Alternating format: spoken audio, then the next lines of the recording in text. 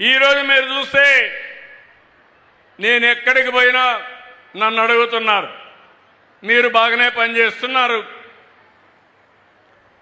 మీ NDA బాగుంది, BJP ఉంది, పవన్ కళ్యాణ్ ఉన్నాడు, పనులు బాగానే చేస్తారు అని సంతోషపడి అందరూ అడుగుతున్నారు. కానీ మీ రాష్ట్రంలో ఒక భూతం ఉంది, మళ్ళీ ఆ భూతం లేదని గ్యారంటీ ఏంటని అడుగుతున్నారు. దీనికి మీరందరూ ఒక విషయం గుర్తుపెట్టుకోవాలి. నేను ఆ రోజు అందరికీ చెప్పాను, ఈ భూతాన్ని పాతాళంలో కంట్రోల్ చేశాం, ఇంకా తిరిగి రాదని చెప్పాను. కానీ ఇక్కడ చూస్తే అరుంధతి సినిమా చూశారా మీరు? జ్ఞాపకం ఉందా మీకు? జ్ఞాపకం ఉంటే చేలు పైకెత్తండి.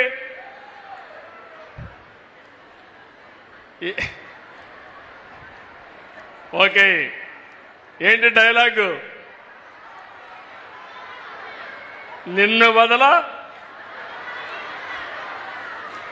మీరే చెప్తే బాగుంటుంది.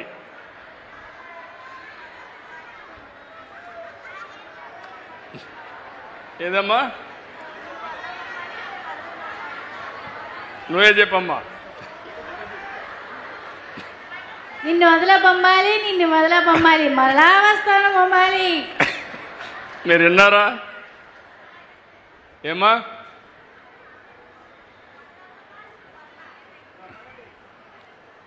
ఆ అమ్మాయికి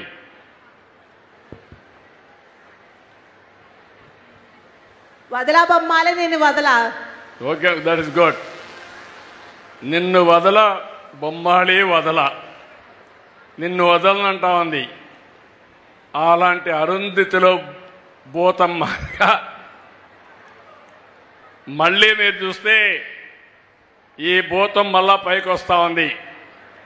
మొన్న సింగయ్య మీరు చూసుంటారు, నేనే సీఎం, కార్ డ్రైవర్ కూడా గవర్నమెంట్ డ్రైవరే, పోలీసు కూడా సెక్యూరిటీ అంతా పోలీసులంతా గవర్నమెంట్ వాళ్ళే.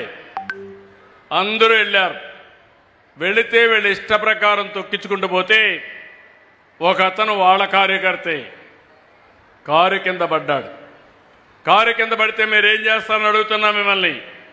ముందు కాపాడతారా లేదా అని మిమ్మల్ని అడుగుతున్నా. తీసి పొదల్లో బారేశారు. ఆ మనిషి చావు బతుకుల్లో ఉంటే అంబులెన్స్ వచ్చి తీసుకుపోతే అక్కడ వీడియో ఏమీ లేకుండా చేసి కడాన అతను చనిపోయిన తర్వాత ఆ వీడియో బయట వస్తే ఆ వీడియో బయట వచ్చిన తర్వాత ఆయన భార్యను పిలిపించి బెదిరించి ప్రలోభ పెట్టి అంబులెన్స్ వాళ్ళు చంపేశారని చెప్పి అంటారు. ఇలాంటి వ్యక్తిని ఏమనాలని నేను అడుగుతున్నా. మొన్ననే నెల్లూరుకి వెళ్ళారు.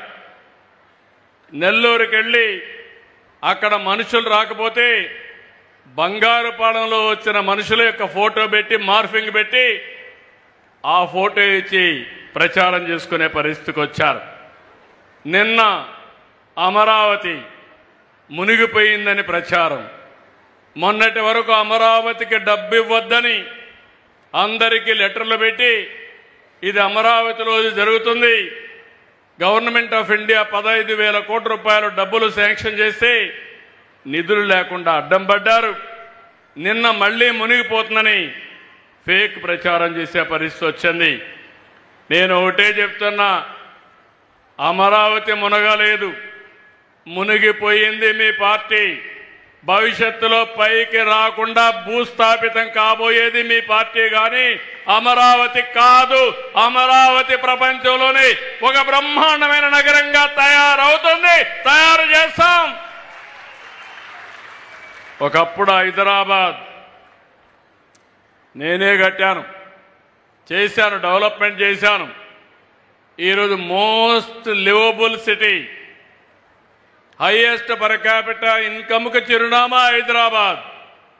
తెలుగు వారికి ఒక రాష్ట్రం ఉండడం గర్వకారణం. మళ్ళీ హామీ ఇస్తున్నా, ఆ రోజు ఒక రాష్ట్రం, ఈరోజు విశాఖపట్నం, అమరావతి, తిరుపతి 3 బ్రహ్మాండమైన సిటీలుగా తయారు చేసే బాధ్యత మనకు ఉంది. ఆ శక్తి సామర్థ్యంతో ముందుకు పోతాం. పెట్టుబడులు పెడతా ఉంటే 9వ పాయింట్ దానిపైన మళ్ళా ప్రచారం పెట్టద్దని. నేను మొన్న సింగపూర్కు పోయాను. ఆ దేశంలో కూడా ఈయన చేసిన తప్పుడు పనులకి వాళ్ళు కూడా మన దేశం అంటే మన రాష్ట్రం అంటే వ్యతిరేకత చూపించే పరిస్థితికి వచ్చారు. ఎవరైనా రాష్ట్రంలో పెట్టుబడులు పెడతా ఉంటే ఆహ్వానిస్తారు, వెల్కమ్ చేస్తారు. వాళ్ళ మీద విమర్శలు చేయడం, మళ్ళా ఈ ప్రభుత్వం పోతే నేనే వస్తా, మీకు లేనిపోని ఇబ్బందులు కలిగిస్తానని బెదిరించే పరిస్థితికి వచ్చారు. నిన్న మళ్ళా పింఛన్లు. నేను ఒకటే చెప్తున్నాను, వికలాంగులు కాని వాళ్ళను కూడా వికలాంగులు చేసి పింఛన్లు ఇచ్చారు, దొంగలకు పింఛన్లు ఇచ్చారు. నేను ఆలోచించేది, నేను ఇచ్చే పింఛన్లు నా ఈ ప్రభుత్వం యొక్క కష్టార్జితం పేదవాళ్లకు దక్కాలి. పేదల ముసుగులో దొంగ పింఛన్లు ఇస్తే వాళ్ళందరినీ తీసేసి తిరిగి మీకే ఇస్తాం తప్ప వేరే వాళ్లకు కాదని హామీ ఇస్తున్నా. అర్హులకి పింఛన్లు రావాలి, అనర్హులకు పింఛన్లు ఇవ్వడం తప్పు. అందుకని దీనికి కూడా ముందుకు పోతున్నాం. నేను ఒక 10 ఉదాహరణలు చెప్పాను. ఇవన్నీ కూడా మీరు చూడండి.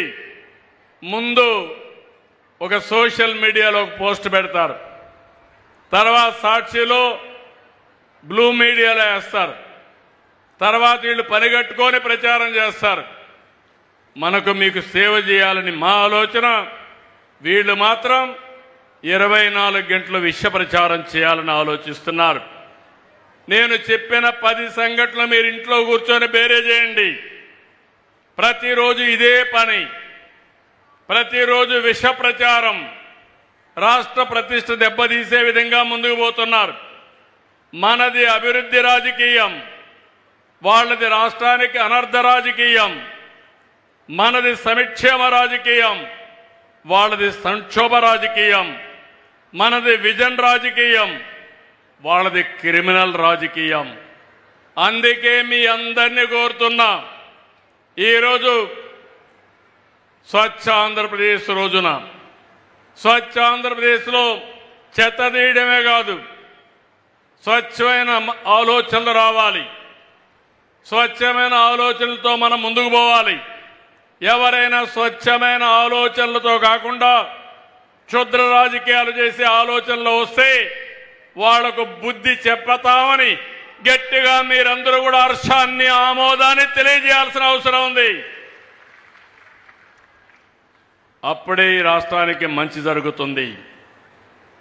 వైకుంఠపాళి వల్ల లాభం ఏంటో చూసాం 1924. మనం పైకెక్కడం, మళ్ళా కిందికి పడడం, మళ్ళా పైకెక్కడం, మళ్ళా కిందికి పడడం. వైకుంఠపాళి ఆట మనకు కావాలన్నా ఆడబిడ్డలోని మిమ్మల్ని అడుగుతున్నా, ఏం తమ్ముళ్ళోని మిమ్మల్ని అడుగుతున్నా.